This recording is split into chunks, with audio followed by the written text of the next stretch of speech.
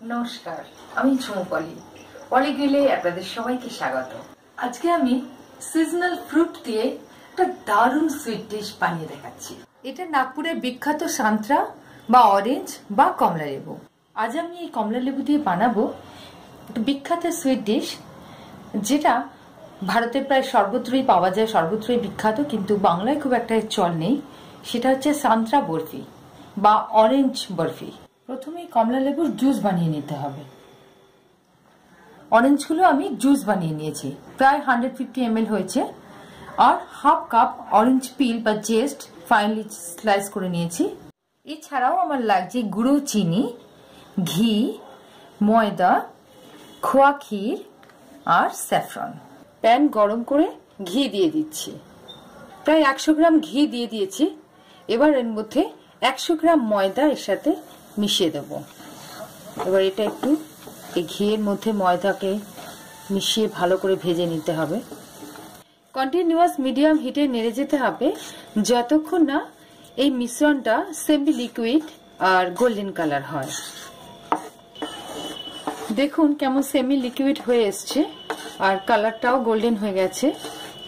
এবার এর সাথে মিশিয়ে দেব অরেঞ্জ পিল বা অরেঞ্জ জেস্ট। এবার দিতে হবে অরেঞ্জ জুস। অল্প অল্প করে অরেঞ্জ জুস দিতে হবে আর নেড়ে যেতে হবে।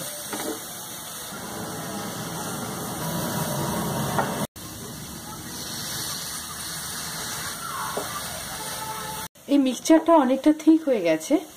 এবার পাউডার সুগার দিয়ে দিতে হবে।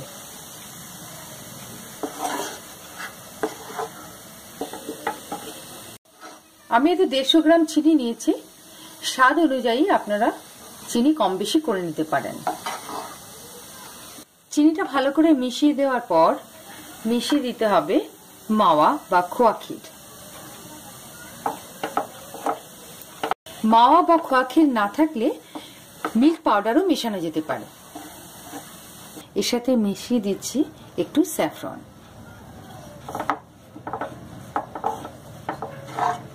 স্যাফরনটা অপশনাল, নাইস কালার সেন্টের জন্য দিয়েছি। ব্যাস, বরফি রেডি। এবার একটা গ্রিস করা পাত্রে এটা ঢেলে দেব।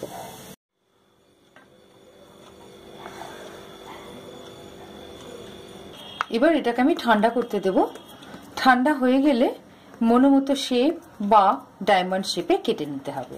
ঠান্ডা হয়ে গেছে, এবার আমি এটা বরফি আকারে কেটে নিচ্ছি।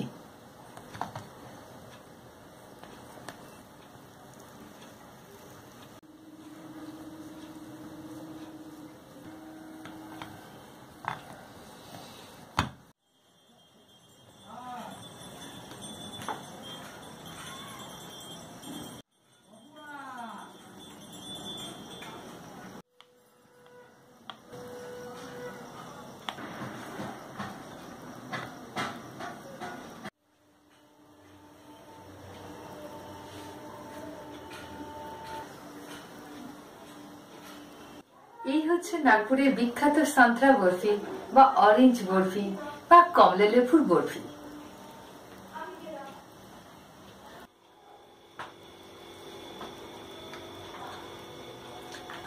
এই স্বাদ আর গন্ধ আমি বলে বোঝাতে পারছি না।